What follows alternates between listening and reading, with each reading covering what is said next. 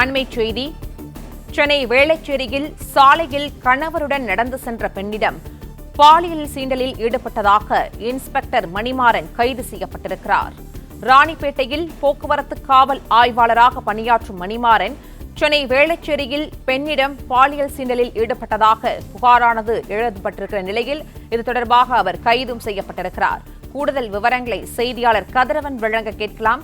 கதிரவன், inspector Manimaran தற்போது பெண்ணிடம் பாலியல் சீண்டலில் ஈடுபட்ட குற்றச்சாட்டிற்கு கைது செய்யப்பட்டிருக்கிற நிலையில் இந்த கைது நடவடிக்கை தொடர்பான விவரங்களை பதிவு பண்ணலாம்.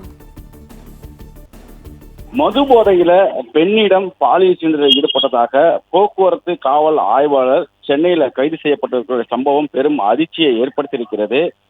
மைத்துனருடன் மது போதையில் பைக்கில் சென்ற போது சாலையில் கணவரோடு நடந்து சென்ற பெண்ணிடம் சில்மிஷத்தில் ஈடுபட்டதாக கொடுக்கப்பட்ட புகாரின் அடிப்படையில் வேளச்சேரி போலீசார் கைது செய்து விசாரணை மேற்கொண்டு வருகிறார்கள்.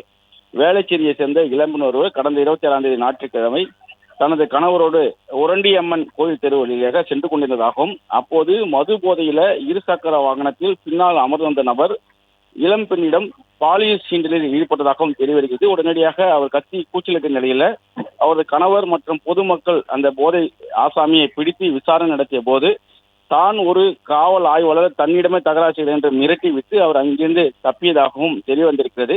இது குறித்து வேளச்சேரி காவல் நிலையத்தில் புகார் அளித்ததாகவும், புகார் அளித்ததன் பேரில் இருசக்கர வாகனத்தில் எண்ண வைத்து பெண்ணிடம் பாலியல் சீண்டலில் ஈடுபட்ட நபரை பிடித்து விசாரணை நடத்தியதாகவும், அப்பொழுதுதான் அவர் ராணிப்பேட்டை மாவட்டத்தில் போக்குவரத்து காவல் ஆய்வராக பணியாற்றி வரக்கூடிய மணிமாறன் என்பதும் இவர் குடும்பத்தோடும் வேளச்சேரி பகுதியில் வசித்து வருவதும் தெரிய வந்திருக்கிறது.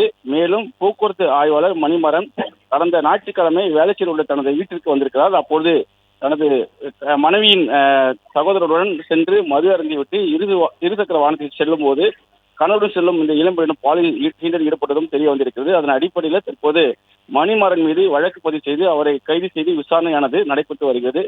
தொடர் விசாரணைக்கு பிறகு அவர் சிறைக்கு அனுப்பப்படுவதே பணியில் ஈடுபடுத்தப்படுவார்கள் என்றும் தெரிவிக்கப்பட்டிருக்கிறது.